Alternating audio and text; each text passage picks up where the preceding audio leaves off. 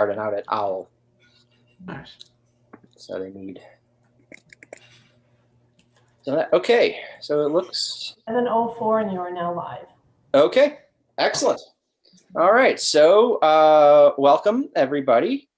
Yeah, I guess we're missing Tracy and Mike and okay, well, we'll just go ahead. We have 4 people I count as the quorum, so we'll do that for now.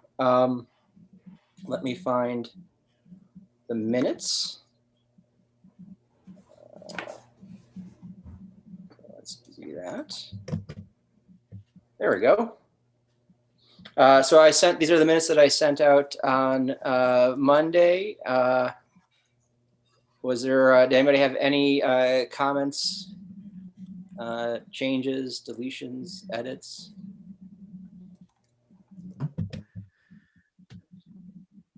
Look good. All right. Do I hear a motion to approve the minutes of January 13th, 2021? Oh, there's Mike. So moved. Okay, thank you, Gina. Hello.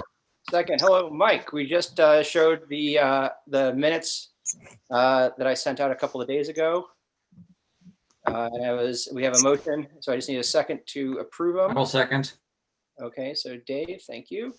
All in favor of approving the minutes of January 13th, 2021. It's the last day of J term. I'm out of it, or second to last day. Please say aye or raise your hand. Aye. Aye. Aye. All right, so that's everybody. Do we have any no's or abstentions? Nope. Okay. So yeah, I know I gotta go through all it. All right, so that is approved. So thank you. Bonnie, is there anybody in the YouTube site that's asking for petitioning? Just watching. I just have 4 viewers. Okay, excellent. So okay, so we have no petitioners that I'm aware of. Any comments? Anybody get any correspondence that they would like to share? I have not. Well, Mark, we got that email from Hutch. Did you want to comment on anything that was in there?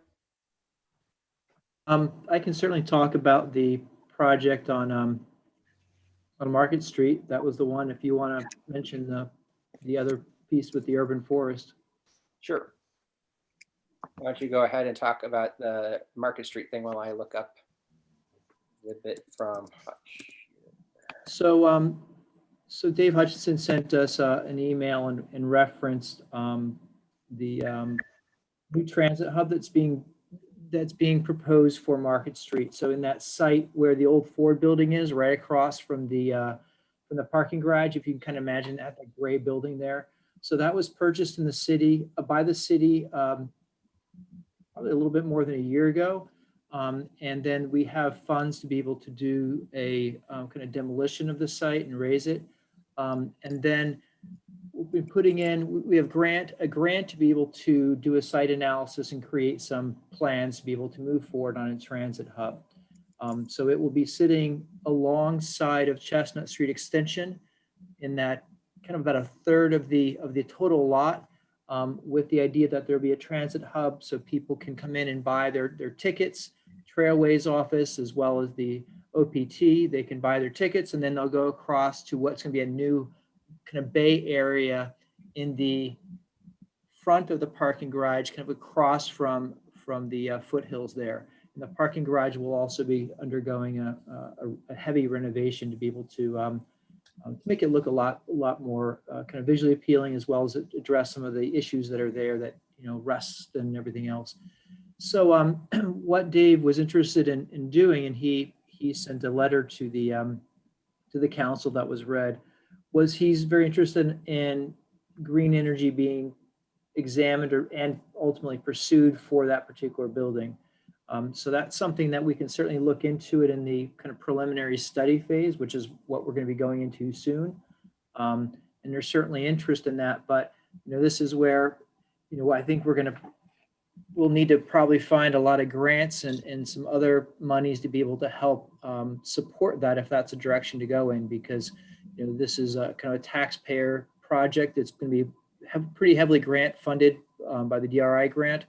But if we're going to be putting in the other, green energy, I think we need to start looking for other grants. So that was the gist of the note he sent us, and that kind of my added on thoughts about how we would approach that. Right. So I just want to put that in there, and that would certainly, I think, might be something that we'll want to consider talking about later on when we are kind of trying to plot out what we want to do this year. That might be something to consider. The other thing that Dave had asked us to talk about was just, again, to recognize Dave Ainsworth is volunteered to do the urban forest. So thank you for that. And he suggests that we try to find about 20 sites and species ordered for fall planting. And so I guess we want to contact Fred. So I'm assuming, Dave, that you've been in. Yeah, we had lovely conversation last week, I guess, last Saturday, I think it was. And he had quite a bit to say, but it was great. It was great. He did tell me that there is now a line item in the engineering budget for trees, and that may include tree maintenance and work, but also the purchase of new trees. So I think his advice, which I agreed with, was that we want to buy, make our request as early as we can before that money potentially disappears. Yeah, no, I think that is the right thing. All right. So I just wanted to get that, since that was, I guess, technically some correspondence. Yes, Paul. A question from Mark. In your report there, you were talking about that building, and I know what building you're talking about, the one down there on Chestnut Street. But did you imply that there's the possibility of there being like an Amtrak stop there? I'm sorry, I couldn't hear the last part of what you asked. Amtrak. Are we talking about? Oh, no. Transportation? Trailways. My apologies if I said Amtrak. Trailways. So right now we have a Trailways bus office. Okay. If you can think about on the backside of the parking garage near Yeah. Foothill. I know It's that not is, a yeah. great, Yeah. not a great building. So the Trailways will be in there, as well as the OPT will be in there and housed in Okay. there. There will be some meeting space. You'll be able to, this is kind of conceptually, but you'll be able to enter it from the kind of higher area of Chestnut Extension and get into the building. But it will still allow about 2/3 or a little over 2/3 of that lot to be developed down the road, and maybe have some Okay. mixed use housing or something else in there. I thought you said Amtrak, and I was like, wow, we're going to get public train service. That would be That would be amazing. nice. Not going to happen. I also have a question about the old Ford building. The new transit hub idea, it sounds like Trailways will have a benefit from having an office that distributes tickets, et cetera. So are they compensating the city in any way for that advantage? Yeah, they pay rent to us right now for frankly a pretty shabby building that has some leaking issues because of the ramp above the the kind of the ramp that comes down the third floor there is above it, and it really has some issues. So they'll be paying us rent for that particular space, and there's also the possibility of having some more retail space in there as well. Think about more like a sandwich kiosk or something like that, rather than a full-blown store. So yeah, we'll try to maximize the rental space in there as much as possible. The other request is, have we considered a bike shed, again, an alternate to buses and fossil fuel vehicles, maybe a bike shed in that space? Well, a bike shed hasn't been considered, but one of the things that was discussed was the possibility of having something like a zip car rental or something like that, that might, or, that kind of shared car services, so that the bigger space, so that there was two proposals. One was to have it kind of integrated into the southwest corner of the parking garage, but that was a little bit more of a limited square footage. With this particular proposal, it's a little bit larger square footage, and the idea is to have, we're trying to think ahead about what the transportation needs will be in the future, and recognizing that those types of services will probably be more desirable, especially I think that a lot of the younger generation, they're less inclined to have cars, and I think zip cars and renting a car for the weekend might be where they go. So there is that thinking. Well, No, there Mark, hasn't been- our students continue to buy more and more cars. Historically, that it's looking like LA, where I'm from. You're born with the car. Right. Dave's idea about clean energy might also be leveraged for and a source for the EV charging station idea, which again is part of the plans we have in motion and part of a state priority. So can we get a charging station maybe there connected to this car share EV or other another infrastructure idea? I don't know if it's been talked about. No, good call, Gina. And I remember now I kind of maybe I have to go back in there and ask about that. But there had been some talk initially about having some possibility of charging stations on the third floor that would be that could be possibly solar. The third floor of the parking garage that could be solar powered, but Yep. I don't know where we're at with that. So I will certainly add those to the discussions as we move forward. And right now, it's just kind of we've approved a process to begin examining this site and having a company kind of build us, create some designs for us for this particular site. So there'll be plenty of opportunity, and I'm sure this board will have the opportunity to weigh in on whatever site plans are developed and kind of influence that process moving through. But we're probably talking about, I guess, I don't remember the exact timeline. I think 6 months minimally, but I'd have to check on that as well. But good call on that, and I do like the idea of a bike room that wasn't discussed. Yeah, that shouldn't use up a whole lot of space, so that might be more easily accommodated than some other stuff. Right, and that's some of the thinking about the parking garage renovation is that there'd be more spaces. Right now, the kind of places to lock your bike are an afterthought, and they're not real conveniently located. So that's part of the overhaul, is to think about those spaces a little bit more thoughtfully. Excellent. All right. So is there it kind of segues into the next bit here, which are the Common Council of Communications. Do you have anything else to add to that? Yeah, so a couple of things. So one, you all had brought a beekeeping proposed ordinance up to the legislative committee. That has been in committee for, I think, the last 3 meetings. And right now, where it's at is that the code enforcement officer, Stephen Yurley, has taken some of the thoughts from the legislative committee and took all the thoughts from this group, and you all kind of crafted some and made some additions to the kind of proposed ordinance. And he's going to be bringing back to that particular committee in, I guess we're in March now, a proposed ordinance. So, and that will be the opportunity for then the legislative committee, based on what that proposed ordinance looks like, to bring it to Common Council. And if it were to go to Common Council, then I think it would go to Common Council by the first meeting in March. So we'll see how this progresses. And I think that there's interest, but there's just concern about some of the aspects of, if somebody had a beehive on their property and somebody nearby was allergic and getting stung. So that's some of the concerns, and they're trying to work that through, as well as just making sure that people that are engaging in beekeeping are kind of going through it with a real thoughtful way rather than just kind of jumping into it. So they're, the kind of permitting process that had been discussed by you all is something that's under consideration. The other On thing, which bees, is, sorry, oh, I'm sorry. real quick Gina, on please. bees. So the petitioner that originally brought this issue, can we make sure that he knows when it's coming to the council meeting? I don't have his contact info. Yeah, I have that. So as soon as Right. Mark, if you can let me know when that's going to the Common Council, let me know, and I'll send that on to him. I've been trying to keep him apprised of everything that I know of. So for instance, back in December when this board was putting or November, when we were putting the final touches on our letter to the Legislative Council, I invited him to sit in on our meeting. So I've been trying to keep him apprised of what's been going on. But yes, thank you Gina, for remembering that. Yeah, and sure thing, Kevin. I'll certainly let you know.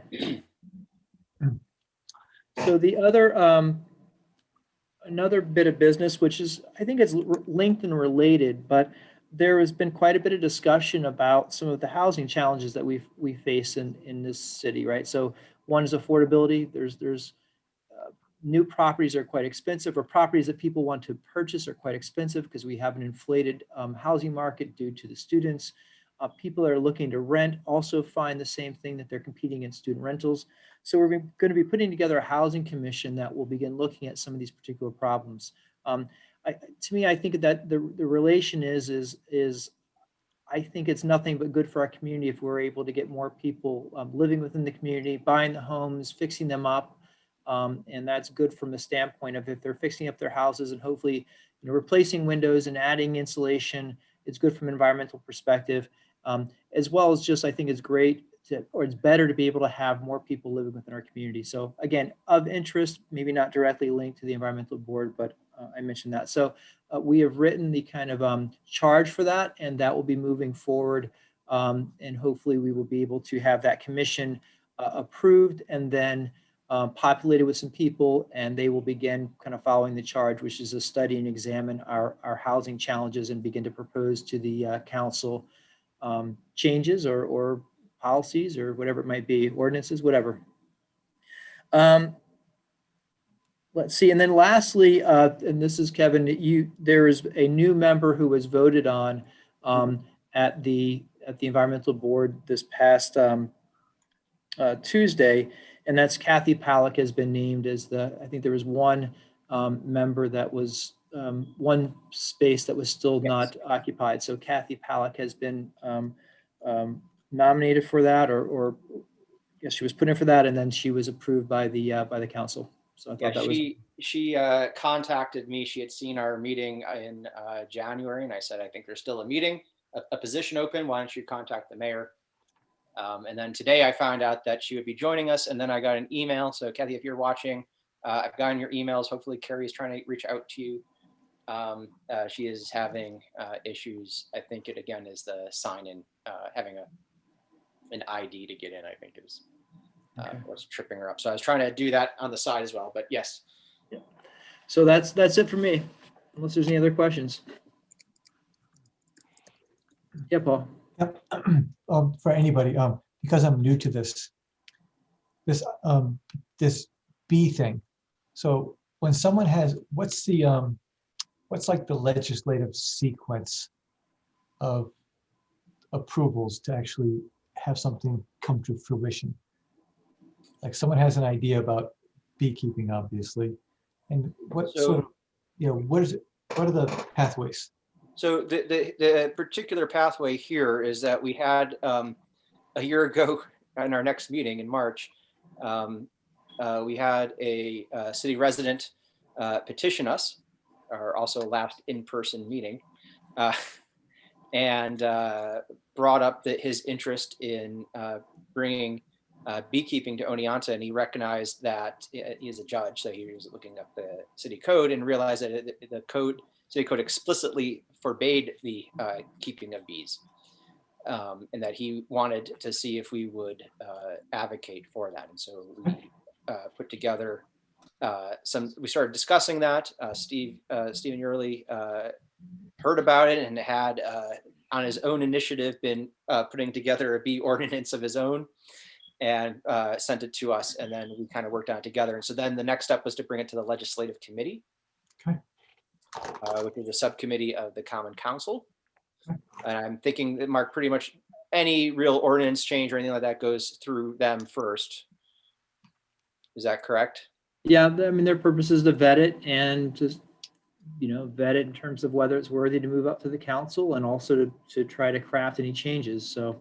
Right. And then it go to the Common Council. The Common Council will vote on it. If it's approved, then it has to go to for public comment, and then the mayor can sign it off, right? Okay. I think, public hearing, so it actually has to, it's an opportunity for the public to be able to voice concerns. And then at that point, the mayor signs off on it. Right. And at that point is whenever it becomes an ordinance, if you will.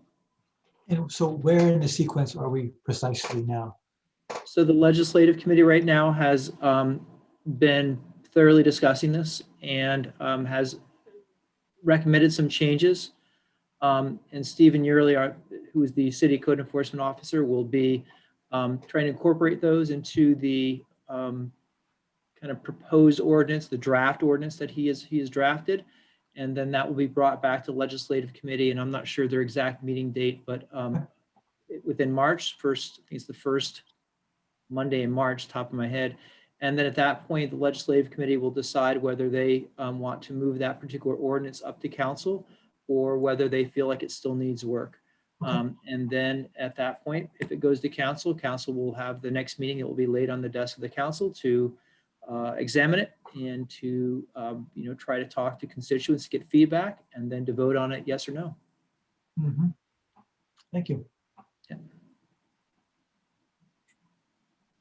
So, the first time that it went to legislative council, I was invited myself, I can't quite remember, to the council meeting, the committee meeting, and I spoke about it. And I was hoping to attend this week, but I did not. There was some miscommunication or something, and so I did not go to that. But I'm planning on hopefully speaking or being available to speak when it should go to Common Council. So that is kind of that. All right. So, all right. Thanks, Mark. Oh, so when you were talking, Mark, about the looking at other grants, for instance, to maybe expand, maybe spend a little bit more money, maybe on clean energy or something like that for the transportation center. How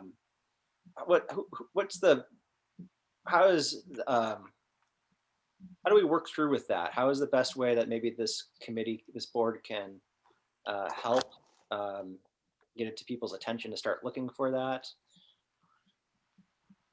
Yeah, I think that's I think it's a bit down the road. Right now, we're gonna put out to bid to have someone do the kind of analysis and create plans for this particular site.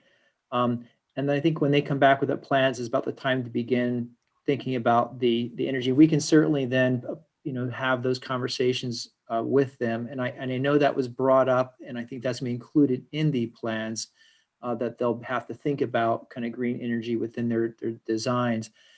But really, the challenge is that this is a city, this is a city building, if you will, right? So we're using grant money to be able to build this particular building. And so we're going to probably, my suggestion is that the best way to move forward with renewables or greener energy systems is to begin looking for grants that might be able to help us do that. So I think we can start having those conversations when we start getting the preliminary report back, and as we begin kind of taking the report and the idea and begin to move it forward to a building.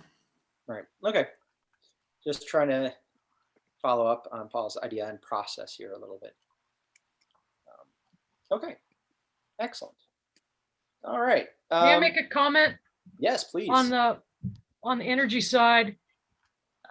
Mark, you may know, but Delgado, our congressman, put out a little press blurb about his appointment to the subcommittee, the agricultural subcommittee that includes energy. So he, conceivably can help advance our interests, and the new administration and monies for clean energy is specifically one of the things that Delgado has been pushing, along with broadband and infrastructure that go through that committee.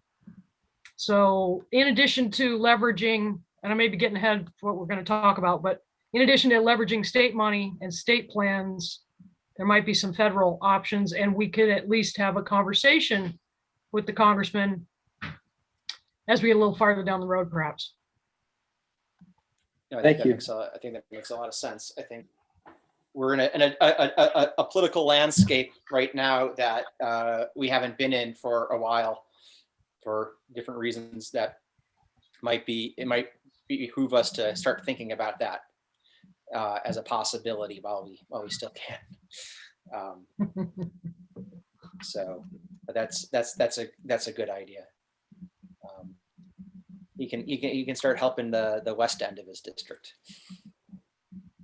I'm always amazed at how weird our district is for the House. It just like keeps extending out east all the way to the Hudson. You're like, why am I still seeing Delgado signs? All right, excellent. Okay, so we're now in our community report, committee report section.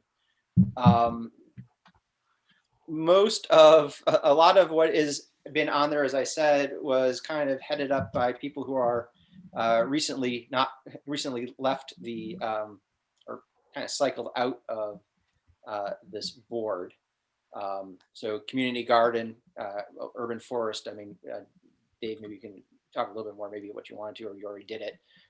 And community plantings are kind of are done. So that I guess we could talk about a little bit about Oneonta 2030. We had been using that as a springboard. I don't know, Gina, if you've been able to think a little bit more about transportation from the last time.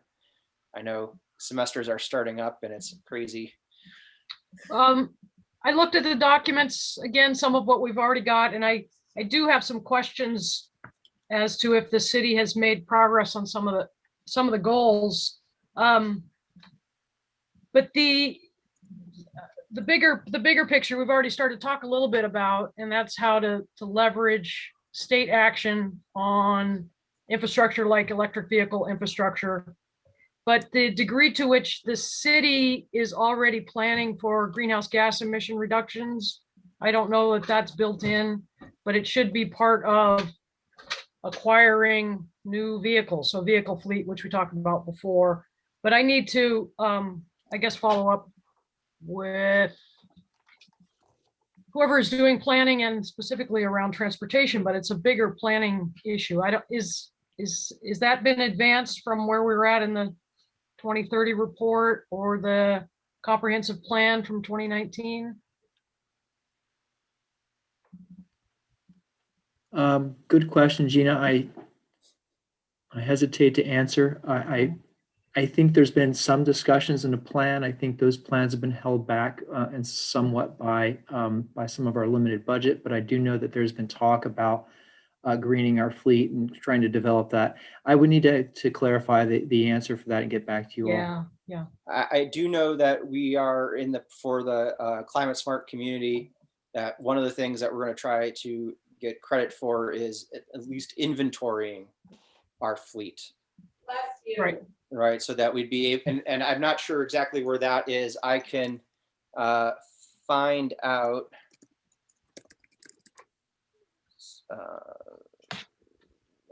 Transportation. So there's several terrific goals, and I know that some of it has been worked on, the one that's highlighted, and bike paths and that sort of thing. City taxi service and having lower emission vehicles, again, probably nothing has been done, but it's getting to be not long-term, but nearer term to think about that. The no idling in the city, commercial vehicles, for example. I still see tractor trailer on Main Street in front of important businesses, and that just shouldn't be happening for health and character of the city. So I don't know, CO2 reduction ordinance, I doubt that anybody's really taken that up, but here's another area I'm interested in working on with whoever else is interested in doing that. And then a long-term goal was this build alternative energy fueling for city and town vehicles. So that's EV charging station, or hydrogen was at one point talked about, but or are we talking biodiesel? So any of those that there may have been somebody working on, I'd like to connect with them if you know, Mark. Well, interestingly, that last that last one, which was a long-term goal, we actually have, charging stations. So we were able to reach that one. The other kind of, I think, simpler ones, like the idling law, no, those never, they just never had a champion to pick them up and try to move them into action. So to me, all those are options. And I think Paul's question and Kevin's clarification about the process here, it's a great opportunity for this board to be able to put forward some more recommendations that we might be able to create some ordinances that would, address some of these issues. In particular, like you said, like the idling law,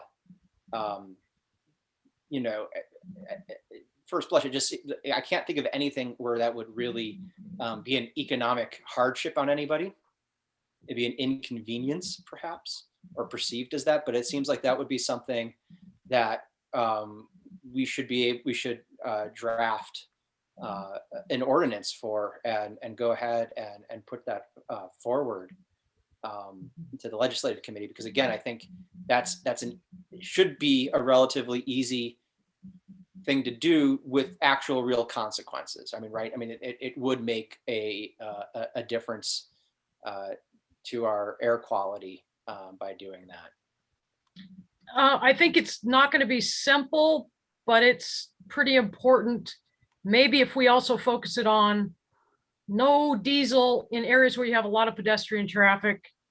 So Main Street, where that's your direct exposure. But Right. I know that deliveries, is an issue, and how to make deliveries to some of these businesses. So the businesses are in conflict with each other a little bit over this, I think. Back to the transit hub, idling buses continues to be a problem. We have it up on SUNY campus, idling buses that aren't supposed to be there. And so enforcement ultimately is the other huge challenge, even if we get an ordinance. Right. But at least with the ordinance, then we could have a chance of doing that. And by simple, I really kind of meant simpler.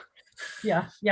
But I think that's worth doing, because the other thing that taxi fleet, I would one could imagine that when the next medallions, or for lack of a better word, I don't know how the licensing is in Oneonta for that. It would be nice to have something saying that we want to see the average miles per gallon of your fleet increase. But I can imagine a terrific amount of pushback. Unless there's a direct incentive. So we think about incentives. Right. So Cheaper perhaps medallion if you have an EV or something like that. Yeah, or perhaps there might even be some. I wonder if there'd be some grants for that that we could look into. But yeah, no, that's good. So, so looking at the fleet inventory is still important. I'll try to follow up on that.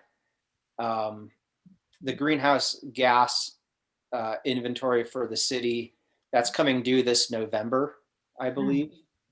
And I'm hoping to get some students to help with that. And building from what Mark did with his former students. Hey, Gina? Yeah.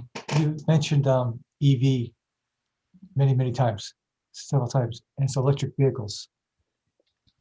I keep reading these reports and hearing these headlines in the news about like General Motors and other manufacturing companies saying that they're no longer going to manufacture gas-powered vehicles after 2035 or something like that. Like 14 years. Like really soon, we're going to stop manufacturing gas-powered vehicles. Right, but the gas-powered vehicles, especially if you're a taxi fleet, right, you keep those vehicles on the street for a long time. Yeah, but not city trucks. So how long do they last? About 10, 15 years? How long do city trucks last? And most of them are closer to 10. And So it means, New York City radically changed their fleet rather quickly, including, the taxis. So it's happening. Yeah.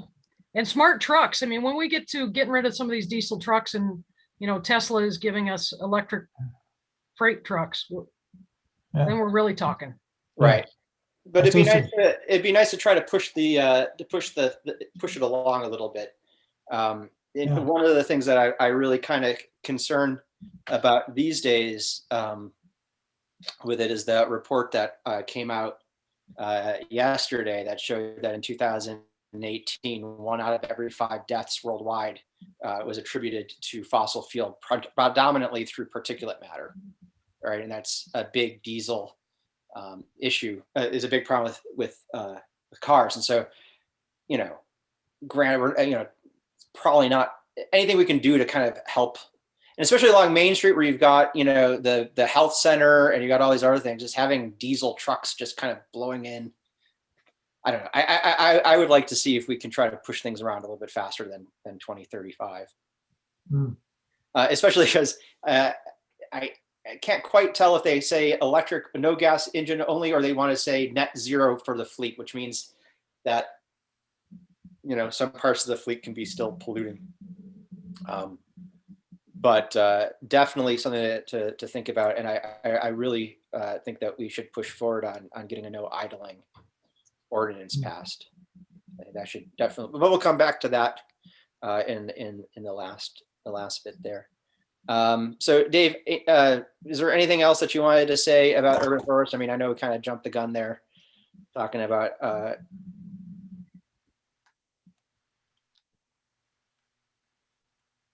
you're still muted.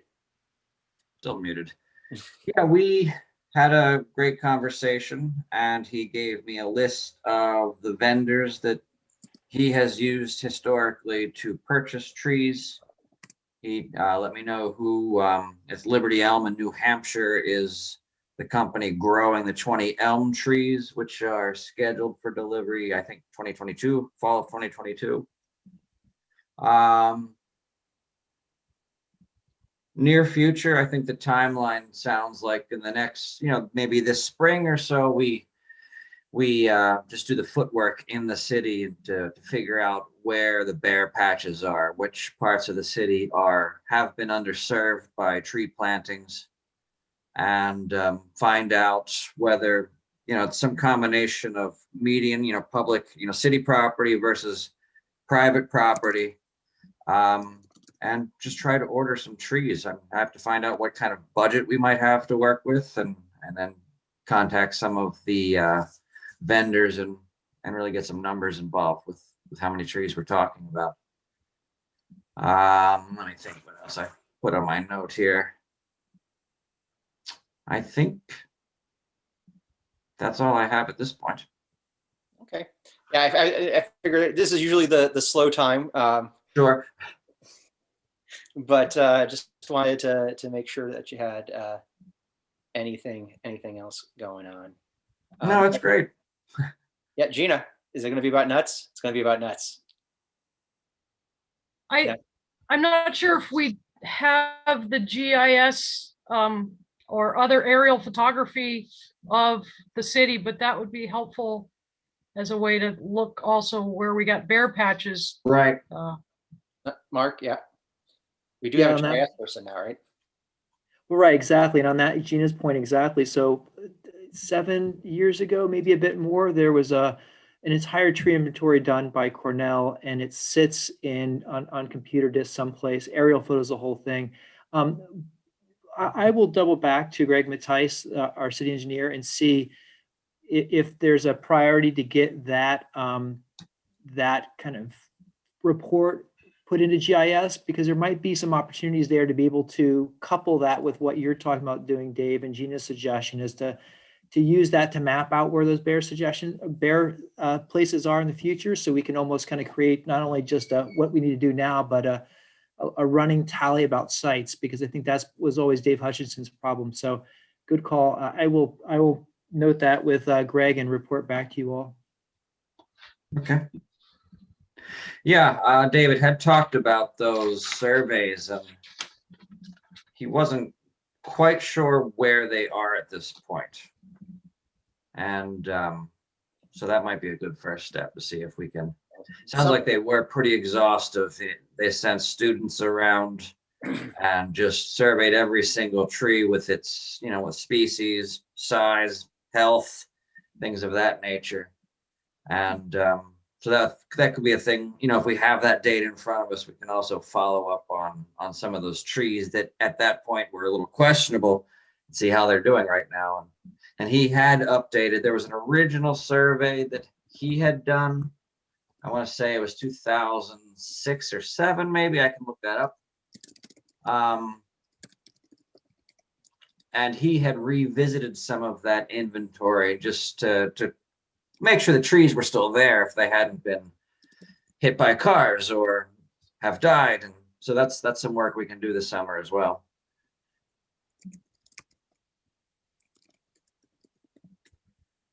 Okay. Thanks, Mike. Mike, were you had your hand raised, I believe.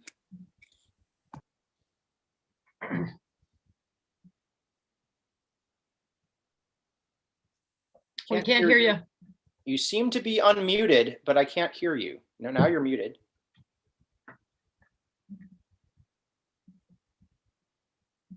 Nope.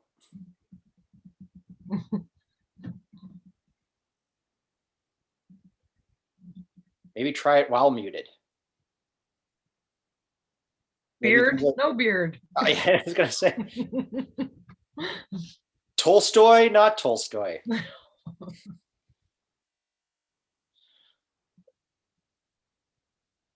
Oh, okay. I think he's gonna try to come back.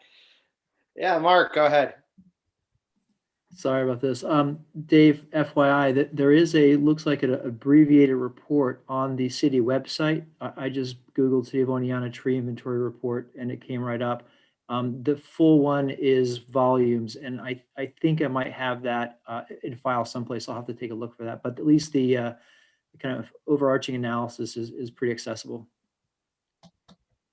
And I appreciate everybody raising their hand, but sometimes I have to switch between so I can take notes, and I might not, but the window sometimes gets blocked. So if I'm not noticing, just speak up. We trust. Yeah, I think, and David suggested as well that, you know, we may not actually need such an exhaustive survey. I mean, that might be more cumbersome than is efficient for what our purposes are. Be nice to know where it is. Yeah. Mike, want to try it? Can you hear me guys now? Woo! We should have all just messed with it. We should have just been like, no, we can't. Okay, so my question is, are there city staff who have the capacity to do this survey, or are we talking about a volunteer effort? I think it would be volunteer effort primarily, yeah. Okay. We do, I guess it's Fred Hathaway is a certified forester, and the city does contract with him to take care of our trees. So he would be a good point of contact as well. Yeah. So yeah, we'll. I have some ideas on that we can hold on to in a moment. All right. So we already talked about the old business, about the update on the bee ordinance. It's still in legislative committee work. And so I kind of would like to take up Mike's suggestion that we spend some more time in this meeting discussing what we might want to accomplish in this upcoming year. I think that already just what Gina has talked about, I think I would like to be part of our goal for this year. I would like to, at a minimum, see if we can craft a no idling bill to move forward to legislative committee. What are other people's thoughts on that? Does that seem like something that not everybody has to do this all at the same time, but is this something that we feel like we want to spend some time on? Yes. If you said no, Gene, I'd be really disappointed. I'd say yes, but out of the context of what else we have potentially on our plate, it's hard to make. I don't feel like I know enough to know what's a priority. Well, all right, so I'll just put this on as some possibility things that are out here, and then we'll kind of look at that. So, and we don't have to get this all. Yes, Gina. I made some notes about what might we do to engage the community? A discussion we had a little bit last year.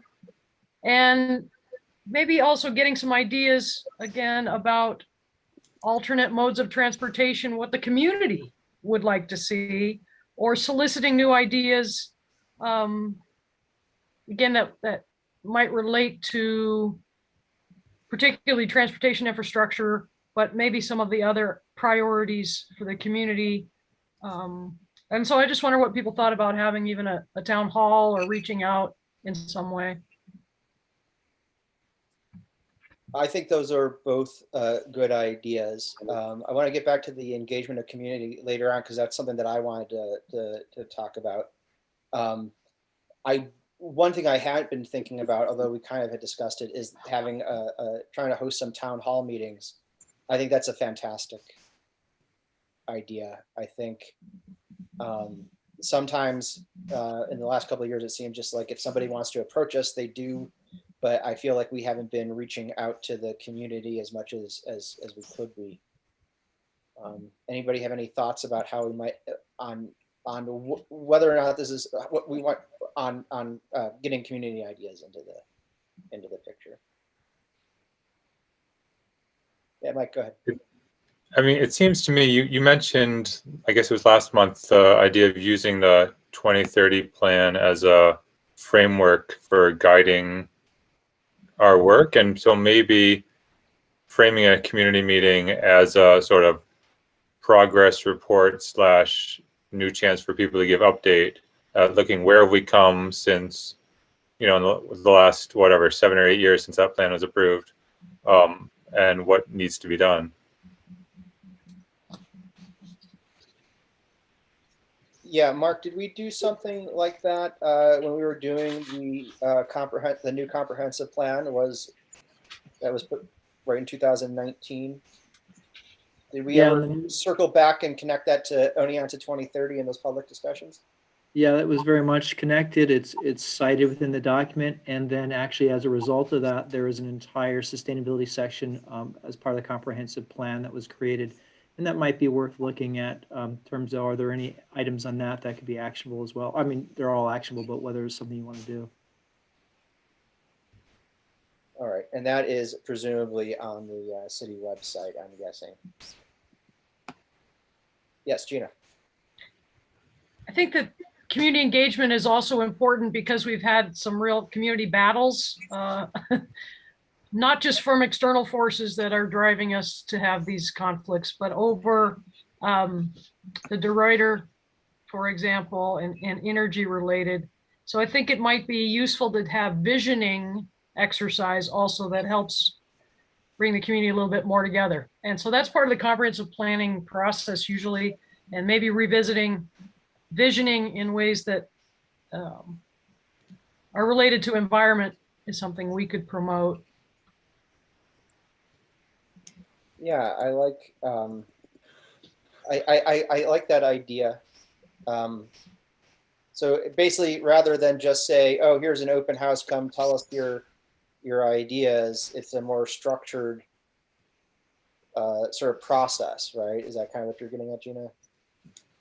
Of kind of working the members that are showing up through sort of a process of getting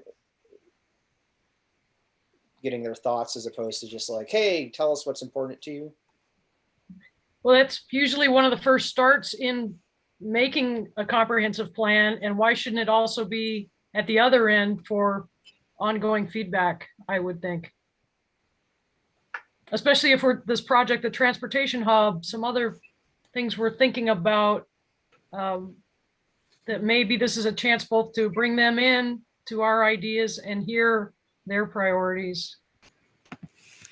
No, I think that makes a lot of sense. Absolutely. Paul.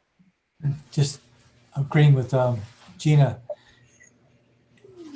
I was thinking to myself, what would motivate me as a regular person to attend some kind of a community open forum? And I would probably attend if it had a focused issue on like this this old Ford building and maybe how to move forward with it, or EV, charging stations. If it was I might attend a meeting if it had a kind of a specific focus. Okay. So kind of thinking, say we envision say 3 or 4 or 5, I don't know, a handful of topics that we devote each one gets its own kind of community engagement sort of meeting for. Is that kind of what you're envisioning? I was just thinking what would motivate me to attend a meeting. And if there Right, was no, a meeting on charging stations, I might say, that sounds interesting. I kind of want to go to that. Yeah, no, I think that's a good idea, Mark. If I could, and I'm not trying to direct you all, but the format we had with the 2030 was pretty successful. Is what we did is we announced it to the city. We approached a lot of different businesses. We held it up at Sununianta, and then people broke out by the sections of 2030. So then it kind of addressed Paul's idea of so people who came with, I really want to talk about transportation or energy, they split off into those particular areas. We had facilitators who also took notes, and we had massive sheets of paper with everything, all the ideas were put down. It was pretty effective in terms, I think there was 75, 80 people that were there, and they were, elected officials, business people, kind of normal people. It was a good opportunity to really hear from a wide range of people within the city. So I think it was effective, and I would support the idea of doing something like that. Really might launch some ideas that are percolating amongst folks. Okay. Yeah, I guess part of it too is I'm thinking about it kind of in the reality that we live in now with everything being done in Zoom. Hopefully in 6 months or something like that, we might be able to do something a little bit more in person. And so I think you're right. I think we should probably be thinking about. I'm for personally kind of thinking, this is my current reality. It's hard to get out of. But yeah, so I think you might want to think of different ways of being able to do that. But certainly, I think it'll be a couple months before we can even get this thing off the ground. We want to plan this. So I'm sort of seeing the first half of the year or the first quarter of the year, us working through what we might want to have the public talk about, and then start planning out. Then maybe by April or May, we can start to get a better idea of what it's going to look like for having in-person discussions, which will then lead to either, depending on how it works, either if we were more constrained, individual meetings at a set time, or something like Mark, you were talking about with Ordinance 2030, where you could have one big thing and then break out, which also has, we could do 2 of those maybe.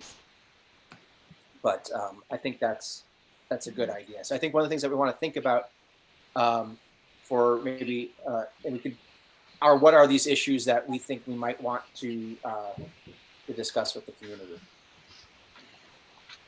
Yeah, I have to say, because I'm new on the committee, and I mean, I was a little bit involved in the comprehensive plan process, but the final report, although I've looked at it, I don't feel like I really have a good handle on what goals relevant to our committee it sets out.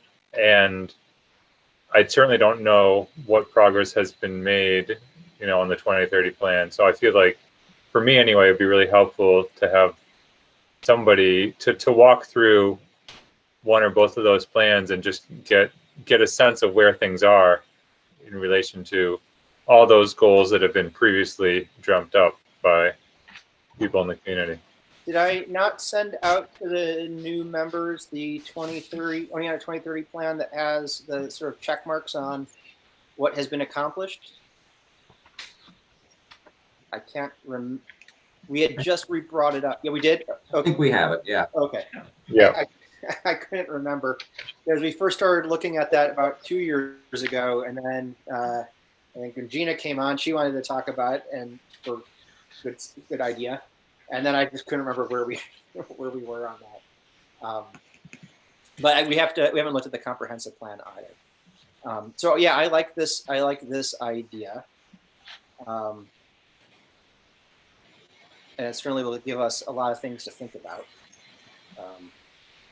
All right, what else? What other kinds of things have people been thinking about? Basically, my plan is to make this a new standing committee, and you all get one of these. Is anybody interested in water? There's a lot in the 2030 about water, and we certainly have water issues. I'm always interested in water. And what, particularly in regarding to what? You know? Water quality issues, stormwater issues have been around for a while, but the quality would be up in terms of our area of concern, perhaps. Yeah, I'm definitely interested in water issues, both the stormwater runoff kind of impervious surface sorts of issues and the quality of our water bodies and rivers. And non-point source pollution, those sort of issues that are related.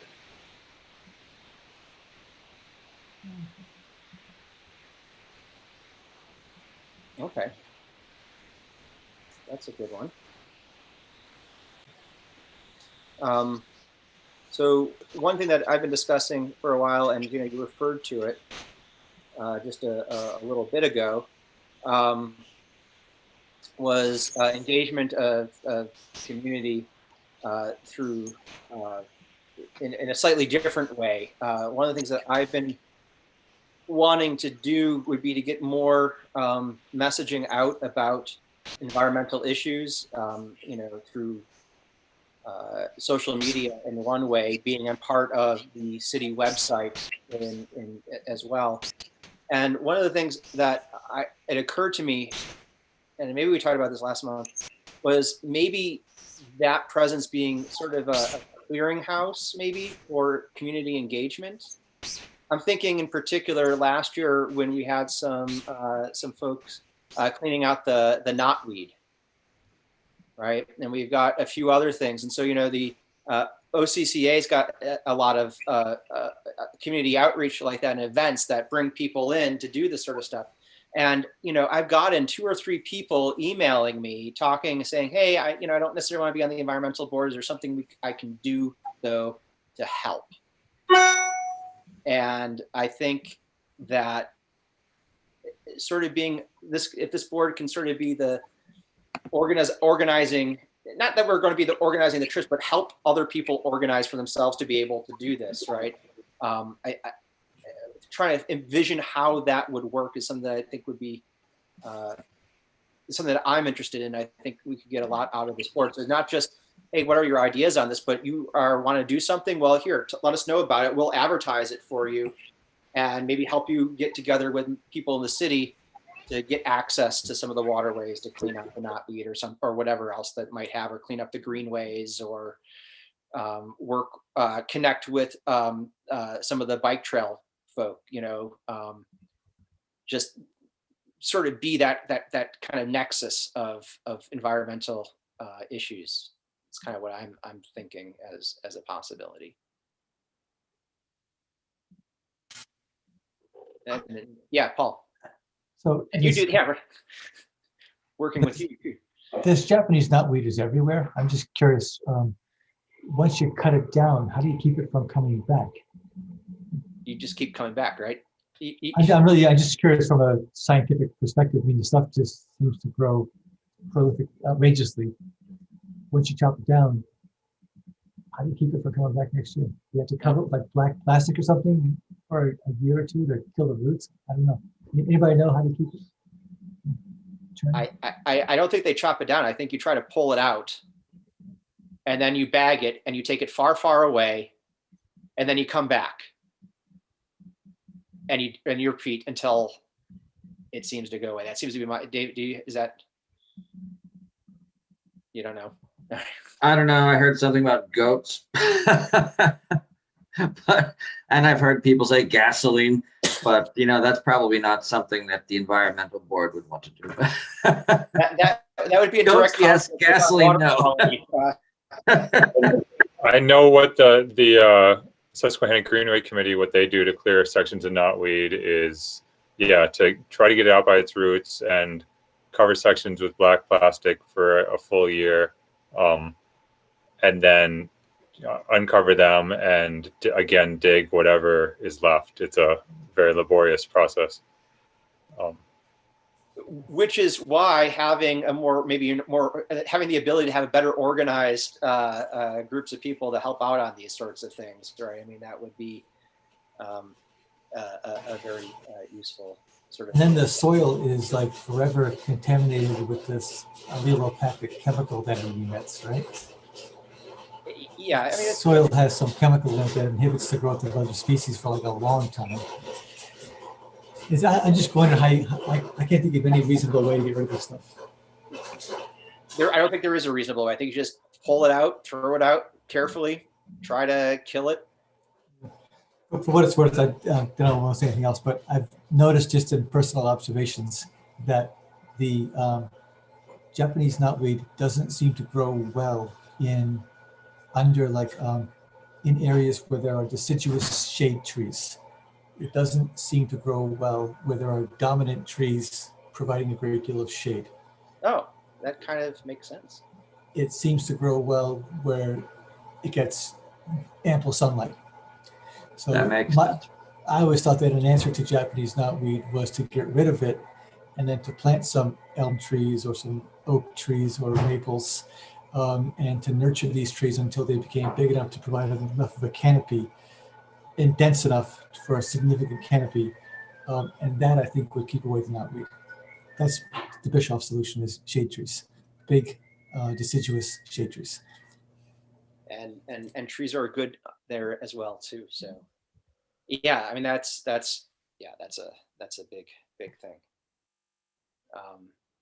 So Mike, you had the idea of having this discussion. Do you have anything that you? Yeah, I do have a few ideas. One, again, this may be my ignorance, so somebody tell me if this kind of thing has already been done, but I feel like obviously the natural environment is not confined by the city limits. And as far as I know, there's not a lot of coordination with the town of Oneonta or other neighboring communities in terms of looking at environmental issues jointly. Or if there are, whatever there is confined within Otsego County, and there's less coordination across the river with Delaware County. So I mean, I don't know what form this would take, but some kind of outreach or ongoing discussion with other communities about maybe that's a step that comes later after we've set our own environmental priorities, to reach out to other communities, Lawrence, Milford, wherever, Davenport, to think about joint issues. Yeah, Gina. There is the watershed group that, in fact, includes the Susquehanna all the way down to the Chesapeake. So they meet annually, and SUNY's been included, and several of our faculty. So that's a really great group of folks. If you want to connect with them, I could probably come up with some names, but Les Hasbargen, I know he's worked with that group before. So the quality of upstream health, downstream folks are interested in. So there is several kinds of environmental scientists that connect, and also policy people. So that would be one group to connect up with if you're interested. Can't think of the name of it, but I can send it to you. That makes sense. What I'm not sure, I'm not sure the best way to go about it. It seems like once we've identified what we want to focus on, we might be able to reach out to the correct person, say in the town of Oneonta or the county or so on, to try to liaison with them. But yeah, that was my question, was are there existing ongoing relationships with either public officials or staff for any of their nearby communities on environmental issues? Through the, oh, Mark, yeah, go ahead. Okay. Please, Kevin, go ahead. I was just going to say that through the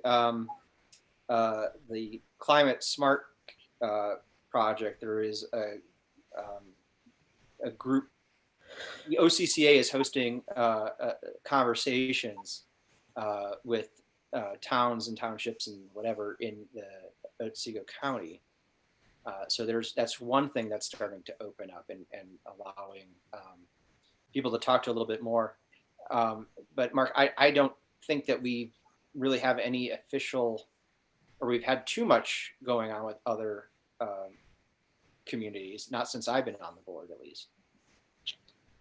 Yeah, and Greg Mattice is involved in that effort that you just described, which is what I was going to say as well. And then there is a group of nonprofits and some different folks that have come together to try to work on some common interests, but I think that's been impacted a little bit by COVID. They have not been able to get together as of, I don't think they've had a meeting in about 6 months, but there's some effort underway for that. But it's the challenge is everything stalls, but I do agree. I think that'd be certainly something really great to work on. Yeah, I was going to say that even before necessarily we get all of our own agenda together, I think that it is probably a good idea to start doing a search of nearby communities and see which ones have an environmental board type thing. Not all of them are going to have something like that, but they might have an environmental person associated with that. I know not that's what some of the structure seems to be like from this county wide meeting that I went to. I certainly think that at the very least, it might be once we have some of that information, I would think it'd be very interesting to invite people once in a while to our board meetings and begin talking and seeing what they're doing, and or even start email conversations or phone conversations beforehand. If something seems to be fruitful, then we might want to think about joining up that way. I mean, obviously, we can't. There's not a lot that we can do beyond our own borders, just because I think we're chartered pretty much for the city. But that doesn't mean that we can't try to work together to multiply our person power. Right, and I especially think, I mean, of all the communities that we could work with, town of Oneonta that basically surrounds us would be the primary one. Right, and I'm trying to remember if they have an environmental committee or not. I want to say no, but that could also just be out of ignorance. But yeah, I think it would be nice to have a little bit more environmental discussions with the city of Oneonta, I mean the town of Oneonta, especially since I think we have some overlapping watershed, if I remember correctly, which has yeah. And I think they pushed forward on the watershed protection before the city did, if I remember my history correct, my recent history. But I'm not a historian, so I have no mind for such numbers like that. Yes, Gina. What I thought Mike was going to say, and it sounds like what I've heard Tracy talk about as well, is approaching some of this with the bioregion kind of approach and understanding the bioregion as a system and our part in it. So Tracy might be able to add something. He's still on our committee. Yeah. Yeah, he is. He just, yeah, I think wearing too many hats right now. Yeah. I think that's one of his areas of expertise. Yeah, definitely. So Mike, what else did you have? You said you had a couple of ideas. Yeah, I mean, the other thing that through my work on the Susquehanna Green, I've been really aware of and concerned about is thinking about how we can improve both sort of I mean, public trails, basically. You can think of it from a transportation perspective, as an alternative transportation, or recreation perspective. But taking all the public and semi-public lands around the city and finding ways to improve access and connectivity. You have the county land and the city land and the school district and Hartwick and SUNY Oneonta and Bassett, and I mean there's DOT property and so on. There's a lot of, as far as public recreation, natural resources, there's a lot of land out there, and none of it gets managed in a consistent way from property to property or owner to owner, and access is inconsistent. So I feel like it's the kind of thing that needs somebody to take all the stakeholders and work to coordinate them. And I think maybe this committee would be a place that could happen. Mark? Sorry to keep interjecting, just trying to connect dots. There is, Mike, great point. There's a Oneonta Trail Association, which was started by a local young man and with support. And that's one of the kind of goals for this group, is to try to bring in all these different landowners and have a little bit more of a kind of a thoughtful approach to this, because it's kind of a, little bits and pieces here and there. So that might be a good group to work with. I think anytime we can work with existing groups that try to do things, it certainly makes things a lot easier. But they do have a website, and I think they have contact information on the website. Yeah, I have talked to them, and my impression is that they have goals that are consistent with what I talked about, but that they're sort of a small volunteer organization without a budget or anything, and they don't have capacity to do all that much. And so that maybe we could, that certainly they'd be an important stakeholder as part of the discussion, but that maybe if we have the capacity as representing the city to push things forward in that way. Yeah, I think that's also a good thing. All right. And you asked me what else I had. The other thing is recycling issues. Last week after a couple weeks ago, after I was officially appointed, I just posted on Facebook and asked friends to comment, like, what issues would you like to see us address? And trash and recycling was one that came up from a few different people, in terms of both in this current environment, what are things actually being recycled? What can we as a city do to encourage that? And, Oneonta historically has not had any sort of public trash collection, and I don't think we want to get involved in trying to change that. But it does mean that there's no sort of systematic way of dealing with our waste stream. So it's not like I have any solution. It's just, I feel like it's something that we could, and maybe this goes back to the public engagement of sort of letting people know what's actually getting recycled and what we can, Right. sort of thing. Yeah, no, in that, I'll have to dig up I think I wrote some extensive notes, I think. So in that aforementioned March 2020 meeting, where the bee issue came up, the other big thing that happened there was we had representatives from Casella and from the waste management system. They came and they talked with us, and yes, they are recycling. And they talked about some of the issues they were having. Gina, you were on there at that time. Yep. Do my former student, Shane, is one of the recycling gurus. He now has a paid job, and he'd be happy to talk to you about their efforts. But he's really committed to advancing this as well. Yeah, again, I think we were hoping to get a little bit more, David, get a little bit further along with that conversation, and then literally like the next day, like everything shut down. So we've started that conversation, and Gina, you're right. I think Shane would be an ideal person to get back into that. I'm pretty sure I dug up some. I wrote some.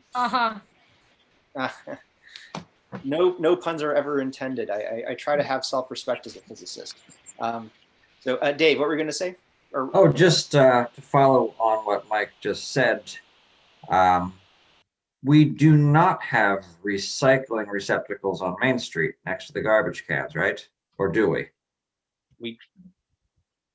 Well, do we now, Mark? Did that ever get put in the budget? Those fancy things that I posted? As I recall, I think we did. I'd have to double check my notes, but I think that was part of what we were putting forward, yeah. So we should have some soon, maybe. Okay. We tried. That was one of the things that I was able to get forwarded for the budget. So I think we're going to have a couple of those. All right. So I just opened my Facebook to look at other comments. I'll just briefly read to you a few of the other concerns that people in the community raised to me. One was about sort of air pollution, air quality, especially, morning, like temperature inversion, like stuff stuck in the valley, and identifying sources of pollution. I'll just read this list. Few questions about remediation in the rail yard, littering, especially college students, red Solo cups and dog waste, and trash and recycling bins, especially on Main Street. And I guess those were the main comments that I collected, but it might be useful for all of us to put out something similar to all the people we know about as a part of public engagement. Right. I kind of want to make it a little bit more. It should be systematic, obviously, but No, that's certainly a good place as a place to start. I saw a few. Paul, you had your hand up at one point.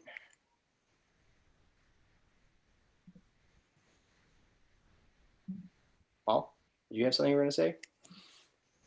I did, but I was going to pass on it. But I'm all in favor of myself becoming more educated in terms of what actually is recyclable and what's not. And I look at the little symbol on the bottom of something every single day. I'm like, is this recyclable? It's got a number on it and the symbol, but what does it mean? Just make sure it's not attached to another number. Yeah, Gina. And anyways, I think it'd be good to learn more about recycling. Okay, yeah, well, we can reset up another meeting with that. I have an event for you. An event. So I don't know if you do Facebook, Paul, but there's an event coming up and it's sponsored by Delaware Otsego Audubon. It is solid waste recycling and composting, how our counties basically are doing it. So Feb 16 next week, is that next week? 7 p.m. Here, I thought you were gonna announce my talk, but. Well, this is up. If you want to learn more, we don't need to have another meeting. We need people to go to this. That's already scheduled. So I would encourage folks to look for that. Delaware Audubon. I don't need a meeting. I can read. I don't need a meeting. Yeah. But that's another group that does a lot of work that it kind of overlaps with us, is the Delaware Otsego Audubon Society. But if we want to know what the county planning is doing as they came and presented to us, this is exactly what they're going to be presenting next week. Yeah. So. No, that's definitely something. I appreciate hearing that. So, okay, Mark. Just to clarify with Gina, is that based on the Delaware site, the one down in Walton where they're doing like the big recycling project, or is that based on Otsego actions? This says work being done by Otsego as well as Delaware County. Okay, cool. So they're both. Also legislation coming from state that might be driving some waste management. All right. Well, Okay, so what I'm going to try to do is before we is try to put some of this stuff, these things together in a little bit more cohesive way and send it all out to you. Well, but in the next week or so, just so that we can start thinking about how best to go forward on this. My January term ends tomorrow. I get Friday off, and then Monday is our spring term, and I still have to get my final grades in. So it might be a little bit of a time while I'm transitioning in doing that. But I think we've got a series of ideas that are worthwhile, actionable, and things that will easily fill up our year, and hopefully we'll be able to do some more with that. And so, yeah, I think that this was a good start. So I'll try to get this all out to you guys soon. And is there anything else that anybody wanted to add?